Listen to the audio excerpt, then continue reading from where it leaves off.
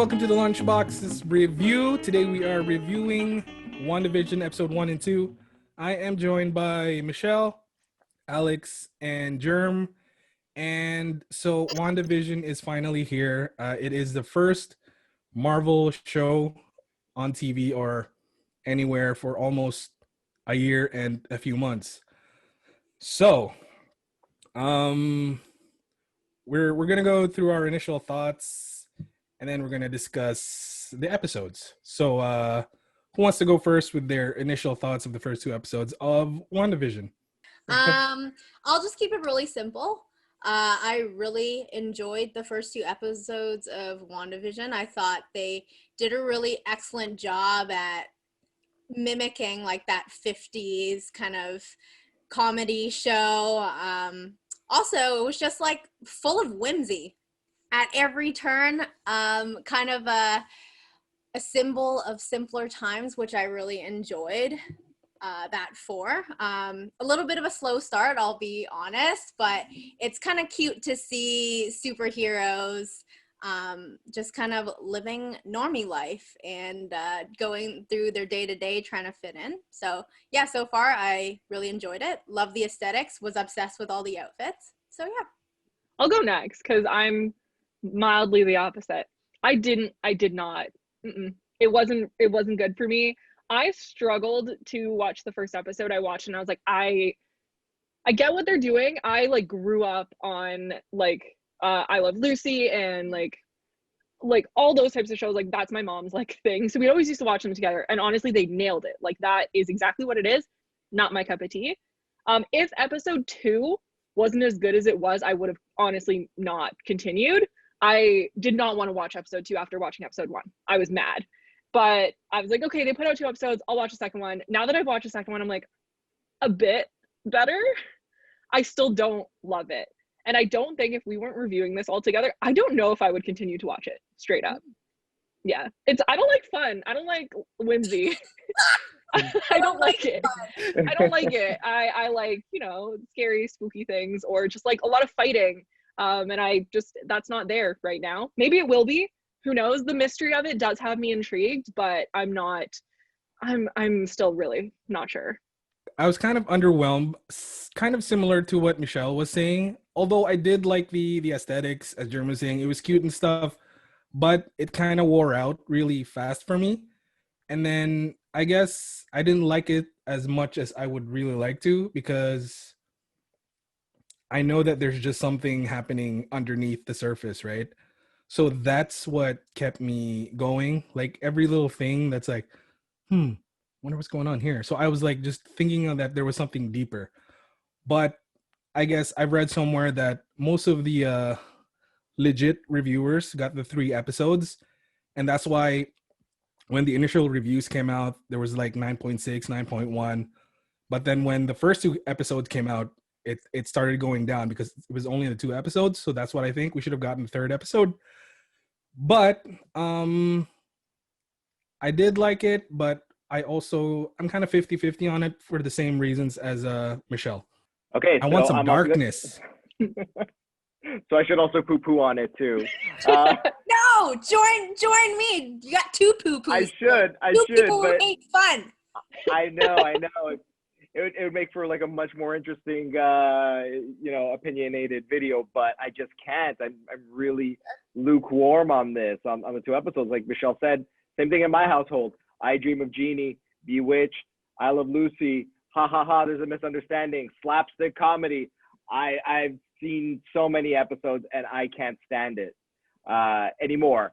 That said, it was nice for like a short time. 2 episodes is a bit much. Like I think I got more out of the commercials than I did out of these 2 episodes. There's a lot of intrigue, and as a Marvel nerd, just like watching everything with a fine-tooth comb, that's all swell, but like, can you get the damn gum out of your system? You can phase. Like it's easy, but I get it though. Like for what it is, it's fun. If I wasn't a Marvel nerd, I probably wouldn't continue. Same. Yeah, I agree. Interesting. Okay. So first, let's talk about the aesthetics. What do you guys think about the whole look from? I think they started off with like the 50s vibe on the first episode, and then it was like the 60s for the second episode. What do you guys think? Can I go? Sorry. It just reminded me of the movie Pleasantville with Tobey Maguire. I was gonna say and, that. I was gonna say that. Yeah. There you go, Reese Witherspoon. Yeah, it's so cool. I loved it when like there's black and white and just color slowly seeping into the real world. I think there's nothing better, especially when one of those things is blood, red blood. Fantastic, foreboding. Yeah, in terms of the look, they did everything right. I think they filmed in front of a live studio audience, and it was perfect. Yeah, in that sense. Yeah. I think. Sorry. Go ahead. Just wanted to add in something really funny for a second. It's funny that you thought of like that Tobey Maguire film, because when you mentioned the little bits of color revealing themselves, I thought of Schindler's List. Oh dear God. Very different people in this group. Yes, very different. Sorry, Michelle, go ahead. No, I love that. Shouldn't be laughing at that. Like, I don't love the show, but the thing they're nailing is the aesthetic. Like, I grew up with all of those types of things. It feels very nostalgic. I'm like, I want to show my mom this because I know it's like nailing it. When they had the intro in the second episode, which was like a Bewitched like type of intro, I was like, this like really like brings me back. It's so cute. I love it. The thing that I'm noticing, and I don't know if I'm the only one noticing it, but they have a very distinct filming style for those eras. And every once in a while, they won't use that. So you'll get a close-up that wouldn't actually happen in those types of shows. Yeah. And it's jarring. Like there was a moment in the second episode where they really zoom in on Wanda. And like you feel like, I felt stressed. I was like, okay, this is really like doing something that they're breaking this kind of like mold they've created. And I think that's like spectacular. That's really, really well done. Mm-hmm. Awesome. Well, you guys know how I think about it or how I feel about it. I love the aesthetics. Just a comment that I wanted to make about, like, Michelle brought up a good point. Like, they would kind of break their filming style every once in a while, and I thought that was done really artfully as well, and kind of adds to the intrigue because you kind of know, I think, like, we all know that something is not right and that, you know, there is an underlying story, and it seems like this whole world is just an overlay of what's actually going on. And so I think those moments where they break that filming style is kind of adds to that whole narrative that there's something else going on. So I thought that was done great. I'm pretty much going to agree with Germ there. And I'm just going to add that with the aesthetics part, that I really want to give them props for it, because not only did they use the live studio audience, they used like the cameras from that era to shoot it as well. Like everything they did to the crowd. Apparently there was like a ton of people for the live audience who had a bunch of NDAs to sign. So I thought, first of all, props for that. I mean, you could have done it another way and made it kind of look the same, but the fact that you guys did it that way, you got my like respect. So one of the most jarring parts of episode 1 was the dinner party with the hearts, and all of a sudden the Mr. Hearts started to choke. What do you guys think about that scene, or why do you think that happened? I have no idea why. I'm gonna say that. I have no idea why. I mean, he choked. My guess, like, this is my guess. I don't know if we're doing predictions, whatever. It's like, in my mind, a Truman Show kind of situation, right? And at that point, like, the facade kind of broke because a character, like an actor, was actually in danger. Like, I think that's what happened, is like this person who's supposed to be faking this dinner party actually choked on the food. And that's why, in my mind, the wife's reaction was so trippy, because she was just like, stop it. And it was like joking. Like, she didn't take it seriously, but then she was kind of like on repeat. And I was like, are you having a malfunction? I'm not sure what that was. But I think it was like some type of error in whatever they're in. If it's a simulation, if it's a Truman Show with actors, whatever it is, like, that was not supposed to happen. And that's why it was so weird and uncomfortable. So uncomfortable. To me, I think this is purely speculation, but I think Wanda's already kind of lost it. And so all the people that are around them know what's going on. Like even Wanda, when she was looking at him choking, almost like, what are you doing? Like you're not supposed to do that. And then it's almost like Wanda is in control, but also not in control of what's going on. So that was kind of crazy. Okay, I'm gonna add to that. So going along with the whole Truman Show idea, going into speculation, like you know how there's that voice throughout the first episode or just throughout both episodes where, oh, Wanda, who's doing this to you? Wanda, can you hear me? And like that stuff, I feel like anything that goes wrong within the WandaVision show is an attempt to kind of wake Wanda up. So that's what I'm thinking, which I guess kind of would make Mrs. Hart's reaction have a little bit of sense because she was like, stop it, stop it, stop it. It sounded like she was, I don't know, like sounded like she was skipping, right? Yeah. So I think that there's something there. Also, Vision had no issue using his powers then, because it was like their whole thing was like they have to fit in, they have to conceal their identities, their powers, but Wanda was just like, Vision, save him. And she like, Mr. Hart must have seen what happens. Like all of a sudden there was steak in his throat and then it just phased out of his esophagus or whatever. So yeah, I think I'm speculating that someone's trying to get Wanda to kind of wake up. Like even the wife was, I'm pretty sure the wife saw that and you're just like, all right, they're powering up. I'm not right? sure Everybody if calm she the saw fuck it. down, they're powering up. I don't know if she saw it because of like the way they showed like Vision going behind the table to do it. I don't know if the wife would have seen, like that's plausible to me that she wouldn't have seen it. Yeah. But then this is just a weird side thought that I've had just with what you said, Germ. What if like Vision's not actually there? And so the reason I say this, what if the WandaVision title is just to throw us off and it's actually Wanda's vision? Yeah. Do you know what I mean? Not Shit, Wanda son. and Vision. Yeah, so it's yeah. just Wanda's like trip. And that's why, spoiler for the second episode, that's why in the second episode, Vision was so useless because Wanda wasn't there to tell him what to do. Because in the first one, she had to tell him, save him. But in the second one, he chewed his gum and was like dying and like having a time. And she had to like control the whole situation. Whereas we know that Vision is not that incapable. Yes. So maybe that's like, I don't know. I'm just like, now my brain is doing things. That kind of just blew my mind right now. If that's right, like I got major props. If not, I should have been right because that's a cool idea. I get props for the assist. Of course, for the inspiration, always. I think it's possible that Scarlet Witch just have all these people just brainwashed, acting the way she wants them to act, and they break the fourth wall at like certain moments. Like I forgot the lady's name in the second episode, but when she starts bleeding, you can tell Dottie. There's like a moment. Yeah, Dottie. There's a moment of reality there.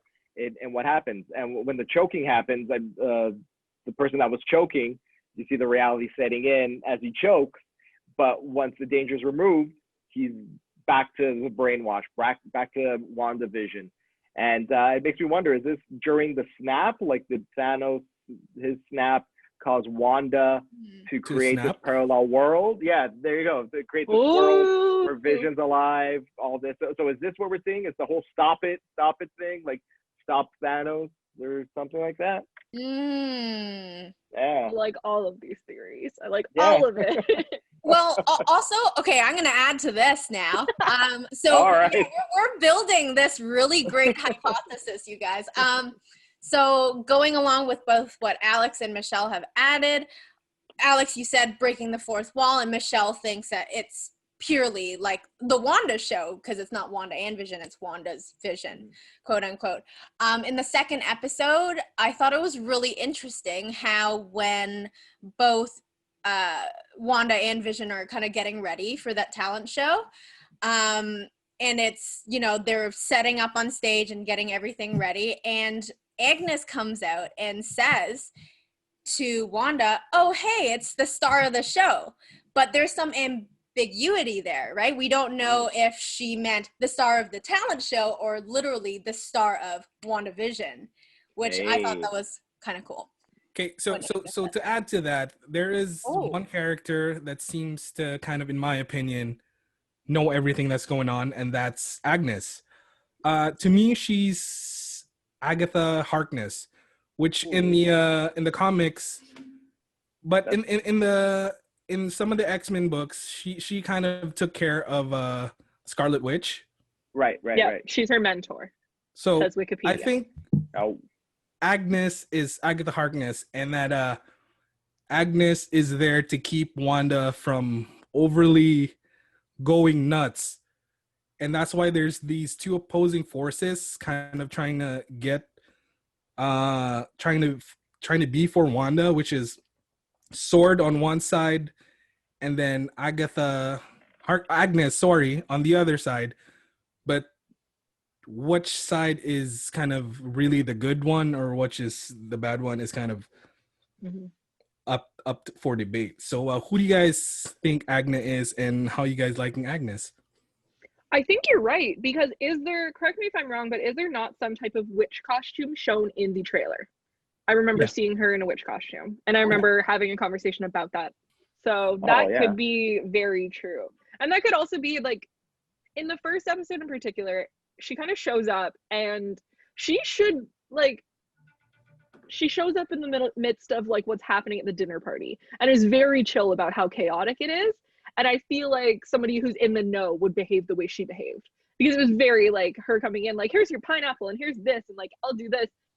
I don't know. It just felt like too fortuitous is the word I'm going to go with, where she's like, oh, I'm just a casual housewife. Here's a 4-course meal. Like, that's not a thing in the 60s. Like, I know that's not a thing. So it just seemed interesting that she was able to pull that together as well. And like, who has lobsters sitting around? she does seem to be the curator of this like Scarlet Witch Museum, just like making sure it doesn't get too unhinged. But then I remember at the end of the second episode, the chant for the children, and Scarlet Witch sort of just became pregnant out of nowhere. So I think that the entire scenario is created to make these children, so that like Scarlet Witch will have these children. Oh. And so that's my thinking. Ooh. I have nothing to add to that, but I love Agnes. I don't know. I think she's wacky, and I would love to grow up to be her. When I grow up, I want to be Agnes. Sorry, when they were doing that magic trick where they were trying to get Glamour to disappear, and she like, take my husband. Like, so funny.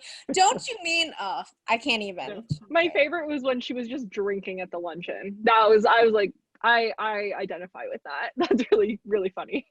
She's like passing a flask along, like not giving it. Sorry?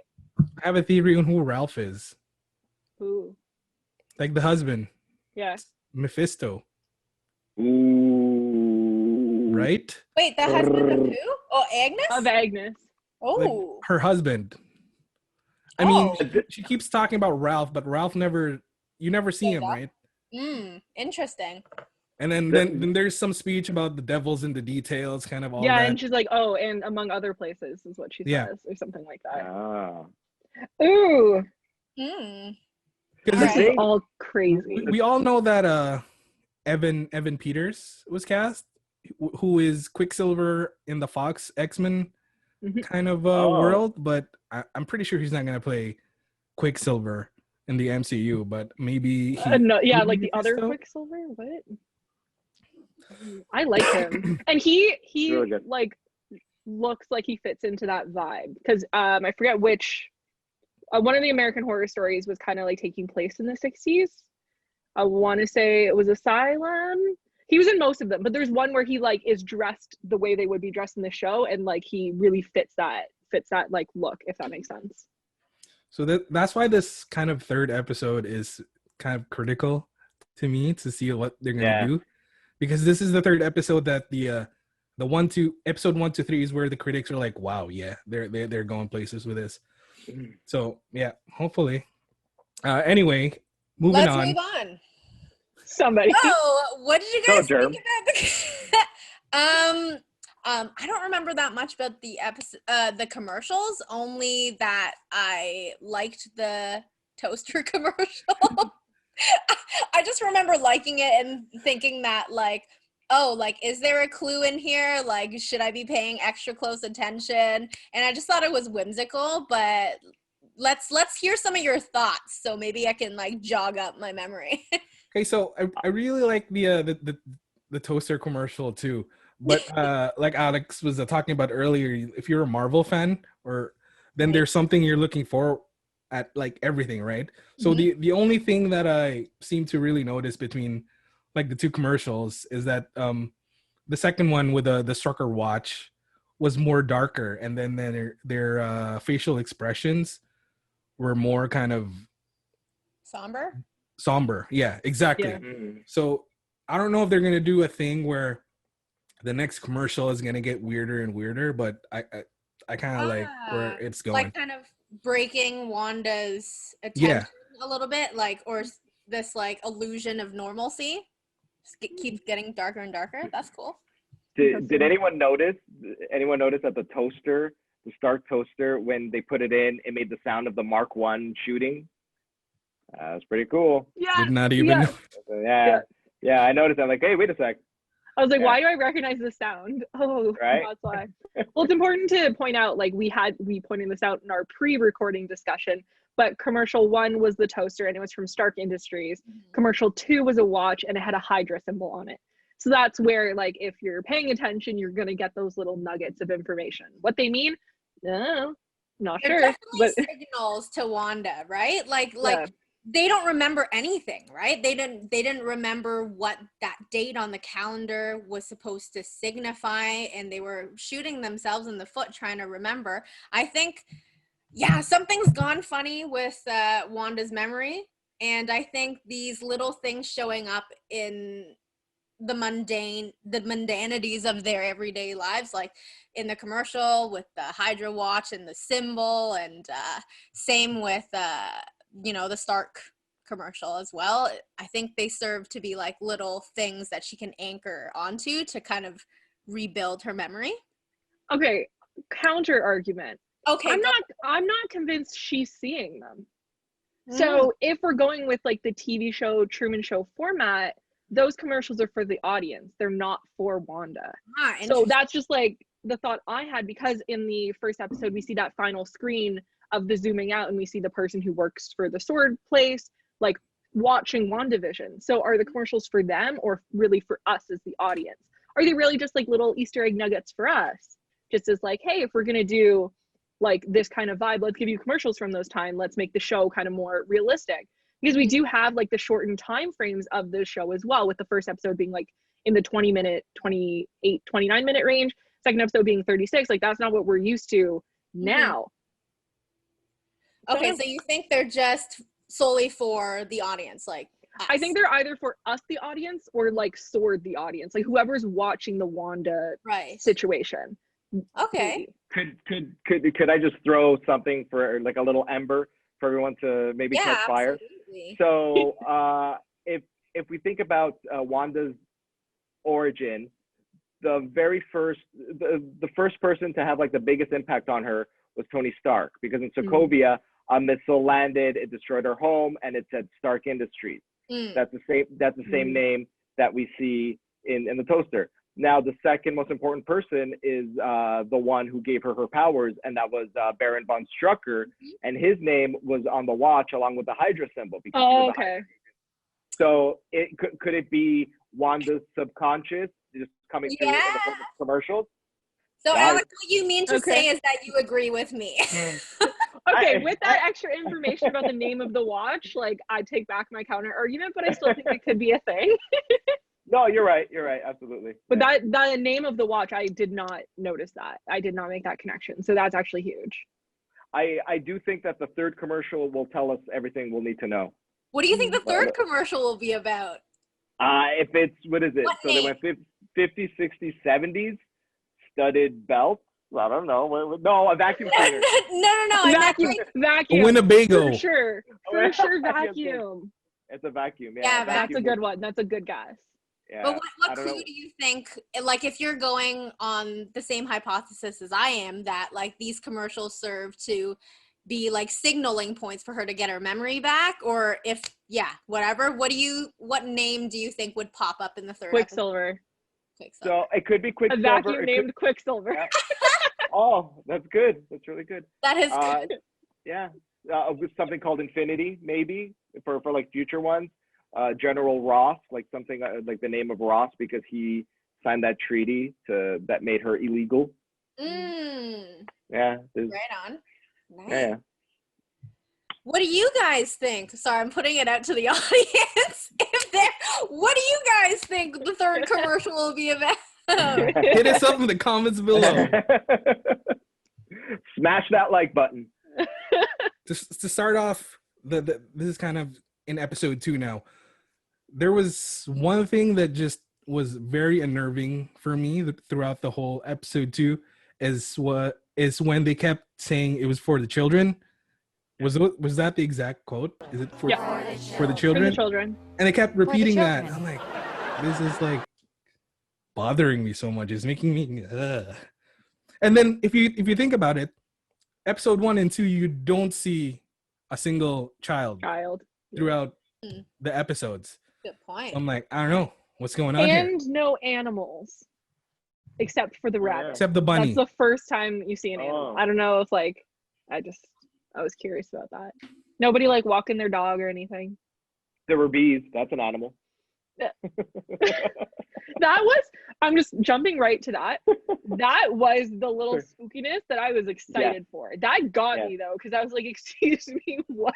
It came out of virtually nowhere in my mind. I'm like, I've never been scared of a beekeeper until like now. Well, and Candyman, but like now, really. So that was a weird moment.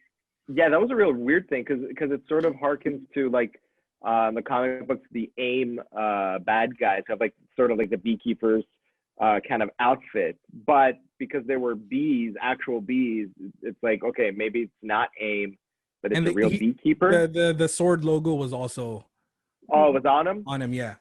Who bee keeps in a sewer, first of all? Right. So that's what I think is that beekeeper is just like it's part of Wanda's psyche, whatever is going on. So it's just actually a sword agent trying to get into what Wanda built.